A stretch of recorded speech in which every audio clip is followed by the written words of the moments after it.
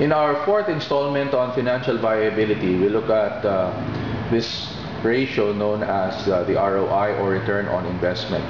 Now, business people use many useful ratios to assess the health and feasibility of a certain venture.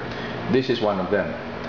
The formula for ROI is net profit over total assets, and in our Powchin example, we discovered in the previous slide that our total investment is 110, with capex at 50 and opex at 60,000. Let's suppose this is a prepaid expense. So let's plug it into the formula. ROI is equivalent to 220 over 110. That yields 2 times 100 equals 200%. Meaning to say, for an investment of 110, more or less after 5 or 6 months, you will get 200% return for a period of 6 months. ROI, however, is normally expressed in annual terms. So here's the relationship of ROI to payback.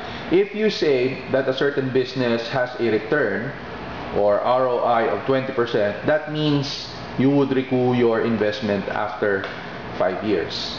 Okay? 20% during the first year, 20% during the second year, third year, fourth year, and fifth year. On the other hand, if you say that a certain business has an ROI or return of 50%, that means you would recoup your investment after 2 years. So the first 50% during the first year and the next 50% during the second year.